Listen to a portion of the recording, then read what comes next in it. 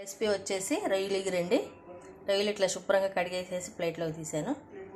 ఇట్లా రొయ్యలు గిన్నెలో వేసేసాను. దీన్ని ఇప్పుడు బాయిల్ చేసుకోవాలి. ఇందులో అల్లం వెల్లిపాయ పేస్ట్, ఒక స్పూన్ అల్లం వెల్లిపాయ పేస్ట్, ఒక హాఫ్ స్పూన్ సాల్ట్, పసుపు,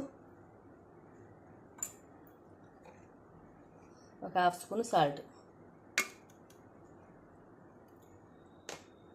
వేసేసి మంచిగా మిక్స్ కలిపేయండి. మొత్తం ఇట్లా అన్నీ వేసేసి కలిపేసాను. ఇప్పుడు ఇందులో వాటర్ పోసుకోండి. కసిని గ్లాస్ వాటర్ పోసాను. ఇది ఇట్లా స్టవ్ మీద పెట్టేసేయండి. దీన్ని ఇప్పుడు మంచిగా బాయిల్డ్ అయ్యిందాక, ఉడికిందాక, ముక్కలన్నీ ఉడికిందాక ఉడకనివ్వండి. అండ్ ఇట్లా బాయిల్ చేయాలి రొయ్యల్ని.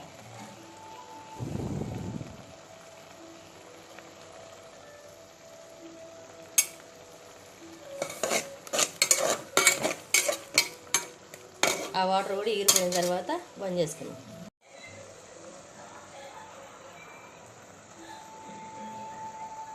మీరు చూడండి, ఇట్లా నీరంతా అయిపోయింది. బంద్ చేసేసుకోండి. స్టవ్ మీద మూగిడి పెట్టండి. ఇప్పుడు ఇందులో ఆయిల్ పోసుకుందాం.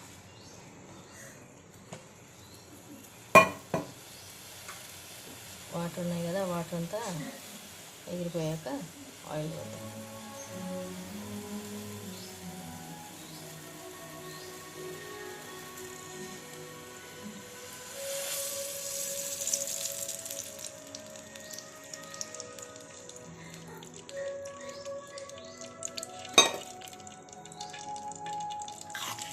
ఆయిల్ పోస్తాయండి. ఇందులో ఆయిల్ హీట్ ఎక్కనేయండి.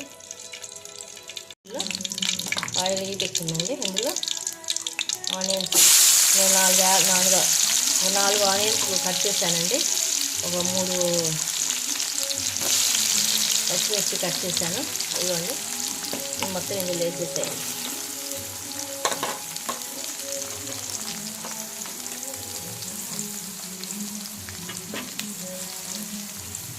ఈ ఆనియన్స్ అంతా మంచిగా వేగిందాక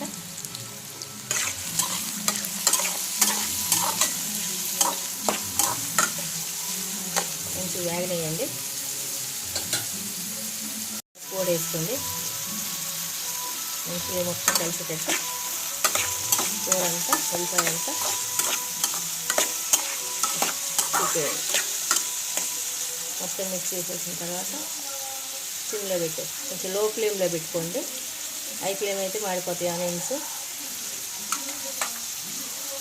హై కాదు, లో కాకుండా మీడియం ఫ్లేమ్ మీద పెట్టుకొని ఆనియన్స్ వేయించుకోండి. ఇందులో సాల్ట్ కూడా వేసుకోండి.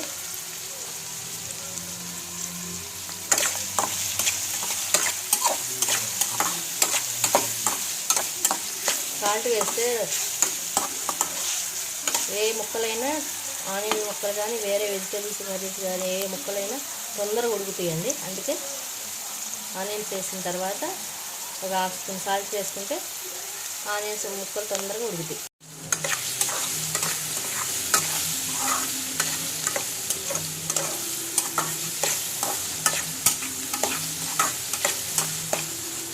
ఇట్లా మంచిగా ఆనియన్ వేగనివ్వండి. వేయండి. ఆనియన్స్ ఇట్లా వేగిన ఇందులో కొంచెం ఇప్పుడు కొత్తిమీర వేస్తుంది.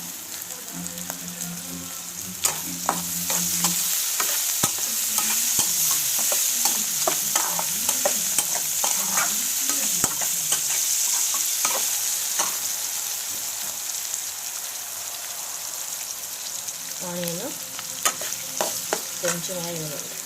ఆనియన్స్ మంచిగా వేగినాయి చూడండి. ఇందులో అల్లం వెల్లిపాయ పేస్ట్ వేసుకుందాం. కొంచెం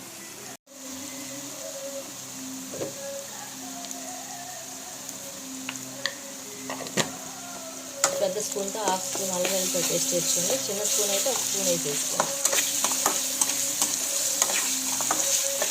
వేసి మొత్తం కలిసేటట్టు మొత్తం మిక్స్ చేయండి.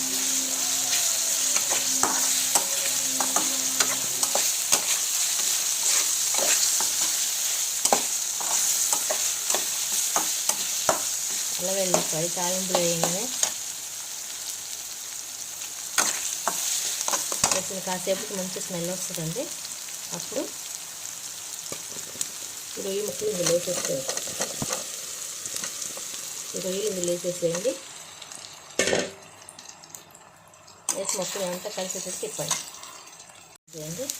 ఇప్పుడు ఇంకొంచెం కొత్తిమీర వేసుకోండి. నేను కొత్తిమీర ఎక్కువ వేస్తానండి కూరలో.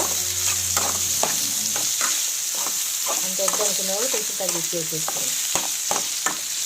నేను ఇప్పుడు మంచి సిమ్లో పెట్టేసేయండి. స్టవ్ మంచి వేగనివ్వండి. తిప్పండి, మొత్తం కలుపుకోండి.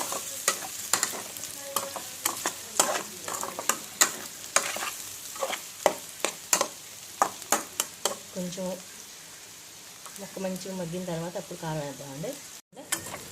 ఇట్లా మంచిగా వేగిపోయింది చూడండి ముక్కలన్నీ.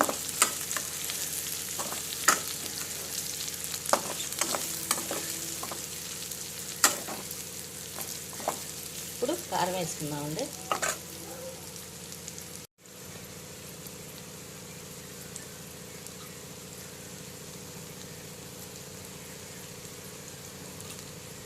కారం, కొంచెం సాల్ట్ కూడా వేసుకుందామండి. వేసి మంచిగా మొత్తం కలిసేటట్టు తిప్పండి. ఇందులో మసాలా పొడి కూడా వేసుకుందామండి.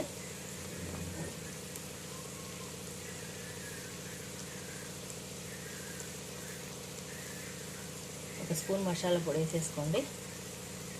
ఇది మొత్తం కలిసేటట్టు మంచిగా తిప్పండి. తర్వాత గరం మసాలా అండి షాప్లోది, అది కూడా కొంచెం వేసేసుకోండి.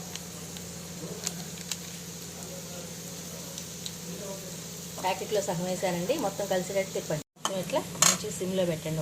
ఒక్క నిమిషం పాటు సిమ్లో పెట్టండి. మంచిగా మసాలాలు అవన్నీ ఆ ముక్కకు పడతాయండి. అడుగు అంటకుండా, అడుగు మాడకుండా మొత్తం తిప్పుకుంటూ ఉండండి.